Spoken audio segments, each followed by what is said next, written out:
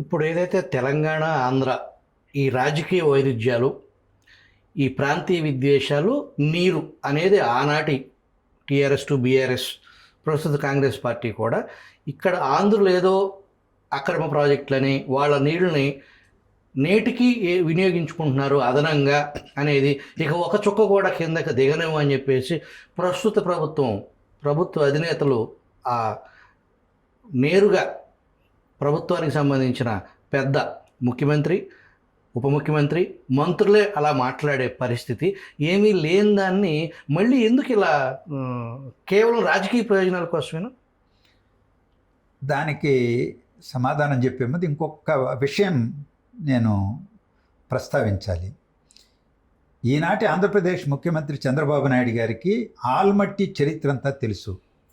ఎందుకు ఈ మాట అంటున్నానంటే, ఆయన ఉమ్మడి రాష్ట్ర ముఖ్యమంత్రిగా ఉన్నప్పుడే, దేవగౌడ గారు ప్రధానమంత్రిగా ఉన్నప్పుడు ఈ ఆల్మట్టి ఎత్తు పెంచడానికి ప్రయత్నం జరిగింది. అప్పుడు కేంద్ర ప్రభుత్వం మీద ఒత్తిడి తీసుకొస్తే జ్యోతిబాస్ గారి నేతృత్వంలో ఒక ఉన్నత స్థాయి కమిటీని నియమించారు. ఆ కమిటీ అధ్యయనం చేసి ఒక నివేదిక ఇచ్చారు. అలాగే సుప్రీంకోర్టుకు కూడా వెళ్ళడం జరిగింది. సుప్రీంకోర్టు ఒక తీర్పు ఇచ్చింది. దాన్ని 519.16 మీటర్లకు మించి పెంచడానికి వీల్లేదని సుప్రీంకోర్టు తీర్పు ఇచ్చింది.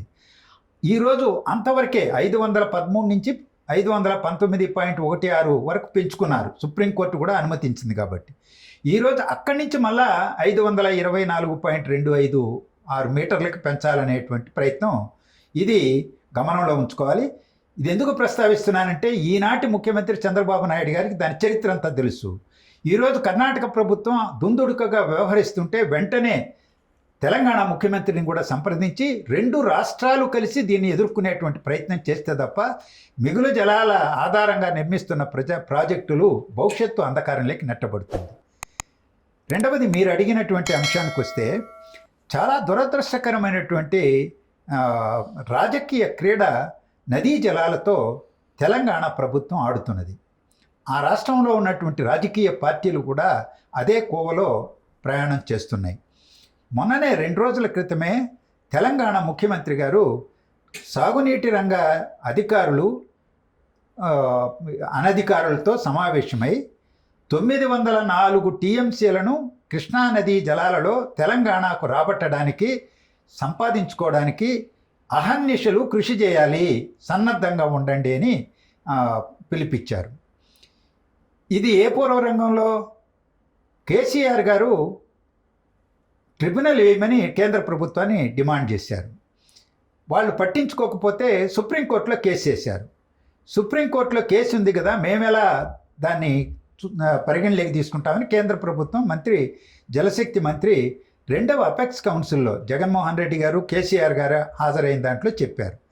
వెంటనే సుప్రీంకోర్టులో ఉండే కేసును ఉపసంహరించుకొని మేము ఉపసంహరించాం, ఇప్పుడు ట్రిబ్యునల్ ఏమన్నారు.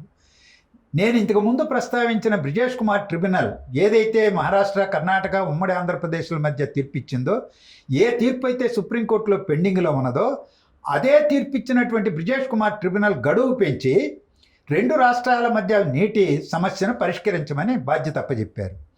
2024 ఫిబ్రవరిలో వెంటనే తెలంగాణ స్టేట్మెంట్ ఆఫ్ కేసును దాఖలు చేసింది ట్రిబ్యునల్ ముందు. ఆంధ్రప్రదేశ్ ప్రభుత్వం దాఖలు చేయలే. పదే అడిగారు ట్రిబ్యునల్ వాళ్ళు. కడకు ఏప్రిల్ 2024లో చివరి అవకాశం ఇచ్చినప్పుడు వేశారు. తర్వాత 2025 ఫిబ్రవరి నుంచి విచారణ జరుగుతున్నాయి. ఇప్పటికి 17 రోజులు సిట్టింగ్ జరిగింది. 17 రోజులు తెలంగాణనే వాదనలు వినిపించింది. ఈ వాదనలో ఈ గణాంకాలని చూపెట్టారు. ఏదైతే 904 టీఎంసీలు తెలంగాణకు డిమాండ్ చేస్తున్నారో, ఎక్కడెక్కడ రావాలి, ఏ విధంగా రావాలి అనేటువంటి దానిపైన ఆర్గ్యుమెంట్ బిల్డ్ చేశారు. వాళ్ళ ఆర్గ్యుమెంట్ ఏంటి? కృష్ణానది పరివాహకంలో, అంటే కృష్ణానది బేసిన్లో లేనటువంటి ప్రాజెక్టులు ఆంధ్రప్రదేశ్లో ఉన్నాయి. వాటికి నీటిని బచావ్ ట్రిబ్యునల్ కేటాయించింది. వాటిని బ్రిజేష్ కుమార్ ట్రిబ్యునల్ కూడా ఆమోదించింది. ఇది అన్యాయం. వాటినన్నింటినీ కట్ చేయాలి. ఏవా ప్రాజెక్టులు? బ్రిటిష్ వాళ్ళు నిర్మించినటువంటి కృష్ణా డెల్టా, 181 టీఎంసీలు కేటాయించింది బచావో ట్రిబ్యునల్. అది కృష్ణా బేసిన్లో చాలా కొద్దిపాటి ఉంది, ఎక్కువ భాగం బయట ఉన్నది. నాగార్జున సాగర్ కుడి కాలువ గుండ్లకమ్మ బేసిన్లో ఉన్నది, కృష్ణా బేసిన్లో లేదు. సాగర్ ఎడమ కాలువ కట్టలేరు దాటిన తర్వాత వేరే నదుల బేసిన్లో ఉన్నది, దాన్ని కట్ చేయాలి. అసలు రాయలసీమలో ఉన్నటువంటి కర్నూలు కడప కేసీ కెనాల్ కానీ, తుంగభద్ర హై లెవెల్ కెనాల్ కానీ, శ్రీశైలం కుడి బ్రాంచ్ కాలువ నికర జలాలు కేటాయించారు. అవేవి కూడా కృష్ణా బేసిన్లో లేవు, అన్నీ పెన్నా బేసిన్లో ఉన్నాయి. ఈ విధంగా 323 టీఎంసీలు 811 నికర జలాల్లో కేటాయించారు ఆంధ్రప్రదేశ్కు.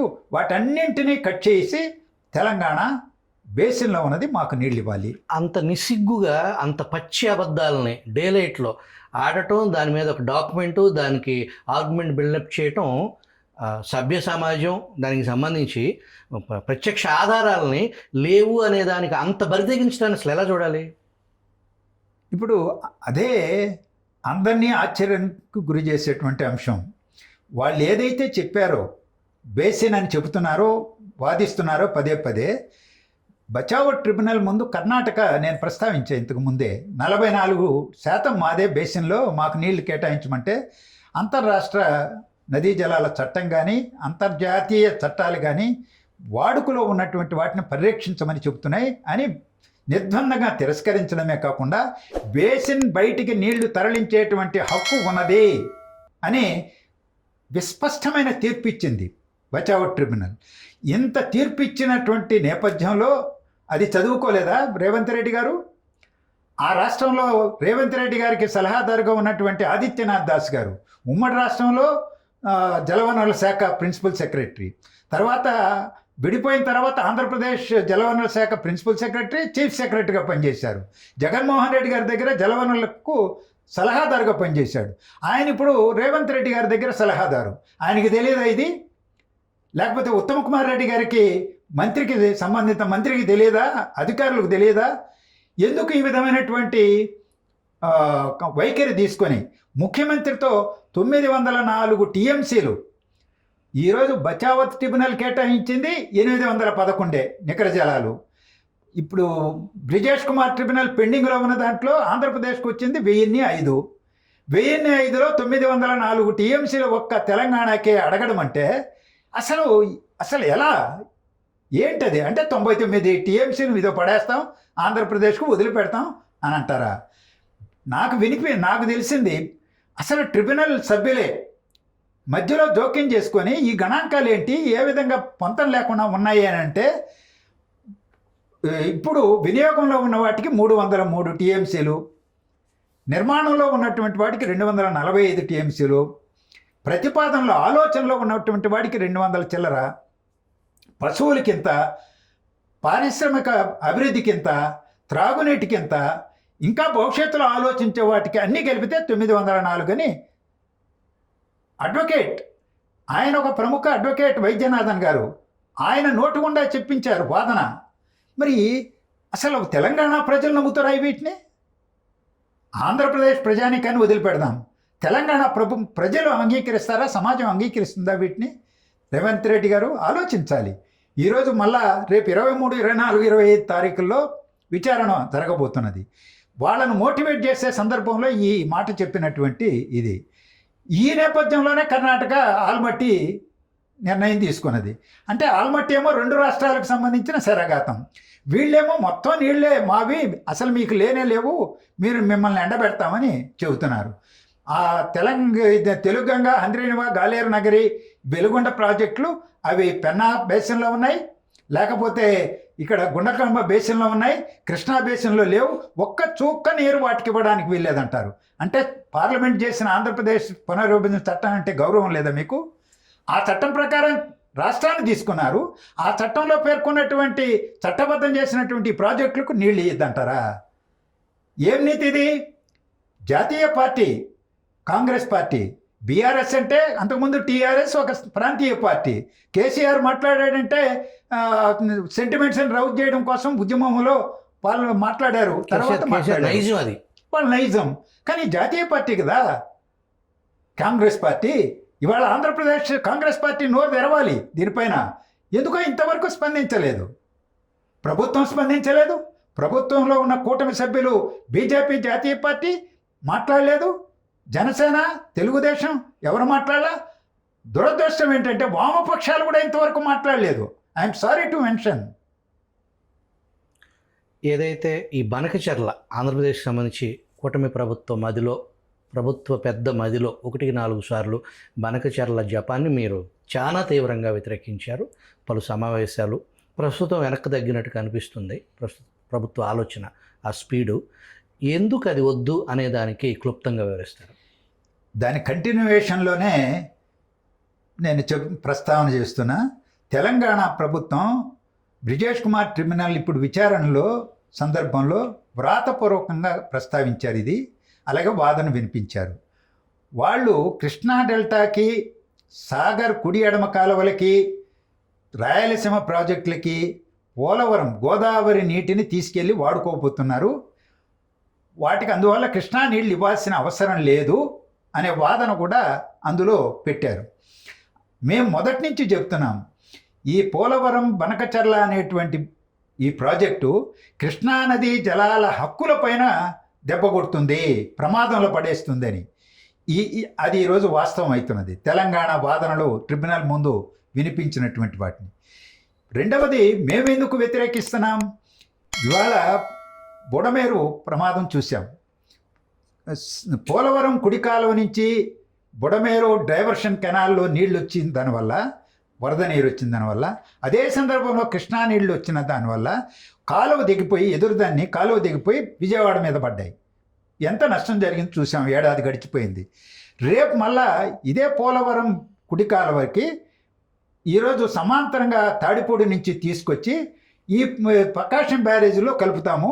నీటిని ఇక్కడికి తీసుకొచ్చి గోదావరి నీటిని ఇక్కడి నుంచే బొల్లాయిపల్లికి లిఫ్ట్ చేసి, బొల్లాయిపల్లిలో ఒక 200 టీఎంసీల రిజర్వాయర్ కట్టి అక్కడి నుంచి మళ్ళీ ఇంకొక రిజర్వాయర్లోకి ఎత్తిపోసి, తర్వాత 27 కిలోమీటర్ల సొరంగ మార్గం నల్లమల్ల అడవుల్లో తవ్వి 23,000 క్యూసెక్కుల సామర్థ్యంతో నిర్మించి అవతలకి తీసుకెళ్ళి తెలుగు గంగకి, గాలేరు నగరికి, ఈ 2 ప్రాజెక్టులకి నీళ్ళు ఇస్తామని చెప్పారు. అందులో మిగిలినటువంటి నీళ్లు మళ్ళా కుందులో పడేసి, పెన్నాలో పడేసి సోమశలకు తీసుకొస్తామన్నారు. అసలు ఎంత ఇంజనీరింగ్ నిపుణులు ఎవడన్నా దీన్ని అంగీకరిస్తాడా? ఎంత లోపభూయిష్టమైనటువంటి ప్రాజెక్టు. మేం చెప్పేది ఏంటంటే, గోదావరిలో నీళ్లు ఉన్నాయి, సముద్రం పాలవుతున్నాయి. వాటిని చింతలపూడి ఎత్తిపోతల పథకం ఆయకట్టులో కొత్త ఆయకట్టుకు నీళ్ళు ఇచ్చుకుంటూ, మెట్ట భూములన్నీ వాటికి నీళ్ళు ఇస్తూ, అక్కడ దాని తర్వాత సాగర్ ఎడమ కాలువ ఆయకట్టుకు నీళ్లు, సాగర్ ఎడమ కాలువకు రావడం లేదు మొత్తానికి, అక్కడ కూడా స్థిరీకరణ ఇచ్చుకుంటూ కృష్ణానది దాటించి, ఎందుకంటే కృష్ణానదిలో వేస్తే ఒకసారి 80 టీఎంసీలు తీసుకొస్తేనే 80 టీఎంసీలో 35 టీఎంసీలు మహారాష్ట్ర కర్ణాటకకు ఇచ్చేసింది ట్రిబ్యునల్, బచావో ట్రిబ్యునల్. అందువల్ల ఇప్పుడు ఎన్ని తీసుకొస్తే భవిష్యత్తులో వాటిలో కూడా వాటా ఇవ్వమని రాశారు. రేపు మీరు తీసుకొచ్చి ఈ ప్రకాశం బ్యారేజీలో కలిపితే పై రాష్ట్రాల వాళ్ళు వాటా అడుగుతారు. అందువల్ల నదిలో కలపకుండా అక్వడిక్ట్ ద్వారా దాటించి బొల్లాయిపల్లికి చేర్చండి. బొల్లాయిపల్లి నుంచి గ్రావిటీ సోమశిల వరకు కొత్త ఆయకట్టు ఉంది. వెలుగొండ ప్రాజెక్టు ఆయకట్టుకు నీళ్ళు ఇవ్వచ్చు గ్రావిటీ మీద. అలాగే కొత్త సాగర్ కుడికాలువ కింద కవర్ కానటువంటి భూములకి ఇవ్వచ్చు, సోమశిలకు తీసుకెళ్ళి నీళ్ళు ఇవ్వచ్చు. దానివల్ల జరిగేటువంటి ప్రయోజనం ఏంటి? ఇక్కడ కృష్ణా డెల్టాలో సాగర్ కుడి ఎడమ కాలువల కింద కృష్ణా నీళ్లు ఆదా అవుతాయి. ఆ నీటిని శ్రీశైలం దగ్గర నుంచి రాయలసీమలో నిర్మాణంలో ఉన్న తెలుగు గంగ, గాలేరు నగరి, హంద్రినివాకు నీళ్లు ఇవ్వడానికి దోహదపడుతుంది. అలాగే సోమశిల కింద నీళ్ళు ఇస్తే పెన్నా నీళ్లు రాయలసీమ ప్రాంతంలో ఆదా అవుతాయి. వాటిని రాయలసీమకు వాడుకోవచ్చు. ఈ శాస్త్రీయమైనటువంటి ఆలోచన గతంలో ఇంజనీర్లు చేశారు, ప్రతిపాదించిందే, ఇది డిజైన్ చేసిందే. దాన్ని ఎందుకు ఆలోచించడం లేదు చంద్రబాబు నాయుడు గారి ప్రభుత్వం అని మేము ప్రశ్నించాం.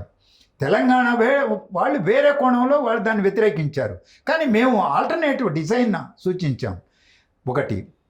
రెండవది, ఒక్కసారి నదిలో వేస్తే కృష్ణానది జలాలకు హక్కులకు భంగం కలుగుతుంది.